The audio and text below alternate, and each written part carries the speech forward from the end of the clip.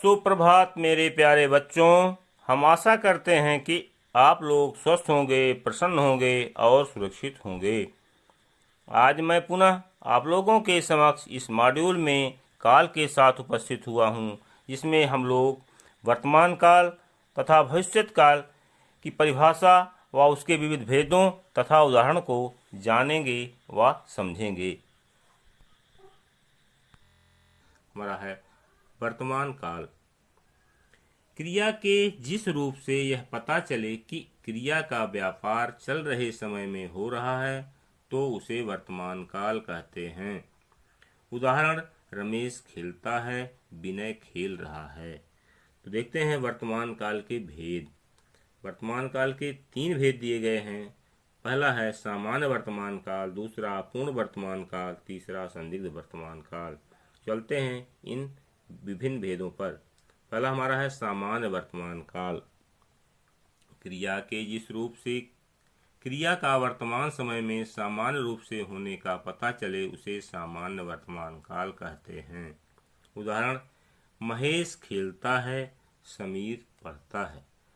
दूसरा हमारा है अपूर्ण वर्तमान काल। क्रिया के जिस रूप से वर्तमान काल में उसके पूर्ण न होने का बोध हो उसे अपूर्ण वर्तमान काल कहते हैं। उदाहरण, मदन विद्यालय जा रहा है, शालिनी गाना गा रही है। तीसरा हमारा है संदिग्ध वर्तमान काल। संदिग्ध का अर्थ है संदेह या शक। क्रिया के जिस रूप से उसके वर्तमान समय में होने में संदेह का बोध हो उसे संदिग्ध वर्तमान काल कहते हैं।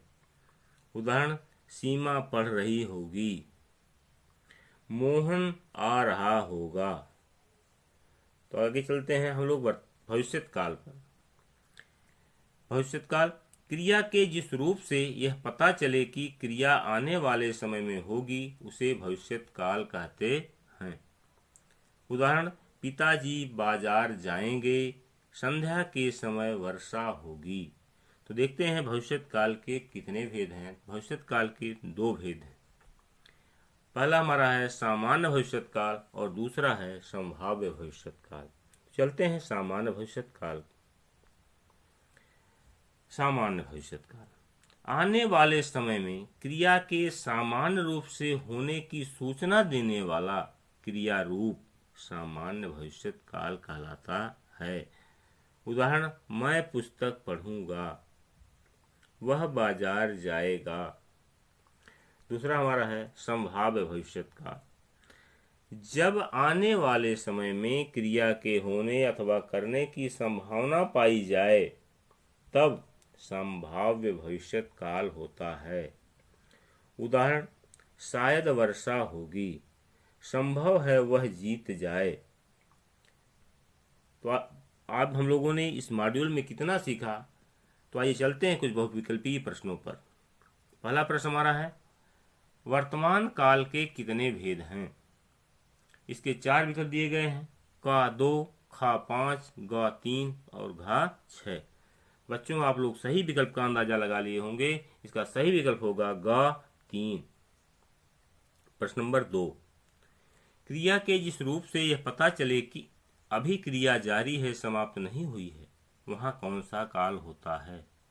इसके 4 विकल्प दिए गए हैं, क सामान्य वर्तमान काल, ख अपूर्ण वर्तमान काल, ग संदिग्ध वर्तमान काल और घ इनमें से कोई नहीं। बच्चों, आप लोग इस विकल्प से सही विकल्प का अंदाजा लगा लिए होंगे। तो सही विकल्प इसका क्या होगा? सही विकल्प होगा अपूर्ण वर्तमान काल, ख। प्रश्न नंबर 3, क्रिया के जिस रूप से उसके आने वाले समय में करने या होने का बोध हो वह कौन सा काल कहलाता है। इसके 4 विकल्प दिए गए हैं, भूतकाल, ख वर्तमान काल, ग भविष्यत काल और घ इनमें से कोई नहीं। बच्चों, आप लोग इसका सही अंदाजा लगा लिए होंगे।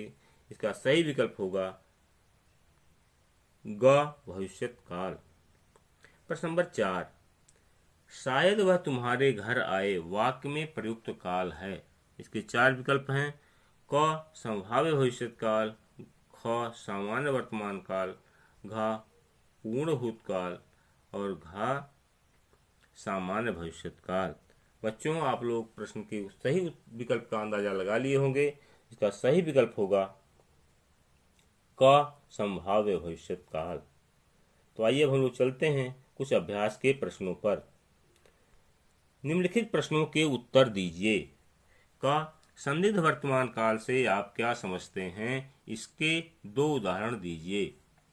ख है, संभाव्य भविष्यत काल और संदिग्ध वर्तमान काल में अंतर स्पष्ट करते हुए प्रत्येक के 2-2 उदाहरण दीजिए। धन्यवाद।